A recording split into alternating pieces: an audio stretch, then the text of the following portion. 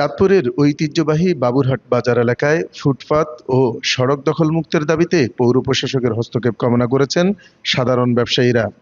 অভিযোগ উঠেছে, কিছু অসাধু ব্যক্তি অবৈধভাবে স্টল বসিয়ে ভাড়া আদায় করছে, ফলে চরম ভোগান্তিতে পড়েছেন ক্রেতা ও ব্যবসায়ীরা। রোববার দুপুরে চাঁদপুর পৌরসভার প্রশাসকের নিকট লিখিত আবেদন দেন বাজার ব্যবস্থাপনা কমিটির নেতৃবৃন্দ। আবেদনে অভিযোগ করা হয়, দোকানের সামনের ফুটপাত ও সড়কের অংশ দখল করে অস্থায়ী চটি ও স্টল বসানো হচ্ছে এবং সেগুলো থেকে ভাড়া আদায় করা হচ্ছে।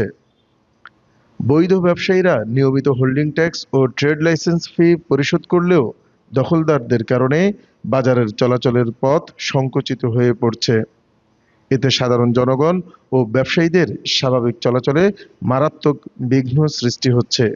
বর্তমানে তো রাস্তা বাজার করতে আসলে মনে করেন প্রচুর ভিড়, গাড়ির ঘোড়া পার হইতে পারে না, মানুষ হাঁটাচলা করতে পারে না, রাস্তার সাইড বাইরে গেছে, বিভিন্ন সমস্যা বাজার করতে আসলে। অভিযোগ রয়েছে, জেলা পরিষদের লিজ দেখিয়ে মসজিদ কমিটি বাজারের কিছু দোকান থেকে মাসিক ২,০০০ টাকা করে আদায় করছে। আমাদের এখানে রাস্তাটা আরো চওড়া ছিল, পিছনে জেলা পরিষদের জায়গা মিনিমাম আরো ২-৩ ফিট ভিতরে, কিন্তু ৩ ফিট ছাইড়া বর্তমানে যে রাস্তাটা আমাদের বাজার করার যে রাস্তাটা এখানে দখল করে আছে। শুনতেছি যে মসজিদ কমিটির লোক নামে এটা নিতেছে, কিন্তু আমাদের সাধারণ জনগণের চলাফেরা অনেক কষ্ট হচ্ছে। রাস্তাঘাটে দোকান থাকা না, জেলা পরিষদের জায়গা আছে, জেলা পরিষদ তার জায়গায় সে নিয়ে যদি দোকানপাট করে দেয়, লোকজন দোকান করতে পারবে, অসুবিধা নাই, এটা আমাদের কোনো নাই। কিন্তু আমাদের রাস্তা যদি দখল করে রাখে, এই রাস্তার আমরা প্রতিকার চাই। আপনি কার কাছ থেকে ভাড়া নিচ্ছেন? আমি তো নিয়েছি নজরুল ইসলাম বাবুমাল দোকানের মাহাজন, জেলা পরিষদ থেকে লিজ নেওয়া। লিজ নিচ্ছে মসজিদ কমিটির থেকে। একবার ব্রিজ থেকে এই মতো পর্যন্ত যতগুলো আছে সবগুলোই। বাত ব্যথা, প্যারালাইসিস কিংবা আর্থ্রাইটিস, আধুনিক ফিজিওথেরাপি ও পুনর্বাসন চিকিৎসায় নির্ভরযোগ্য নাম ডিপিআরসি।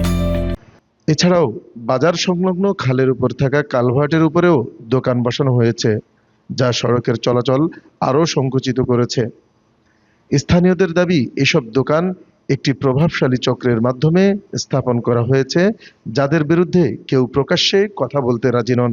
এখানে যেই দলই আসে ওই দলের এটা মনে করেন দখল করে তারা। আওয়ামী লীগ আসে, আওয়ামী লীগের টাইমে বিএনপি আসে, বিএনপির টাইমে ওইখানে দোনো পার্টি এটার ভিতরে জড়িত আছে।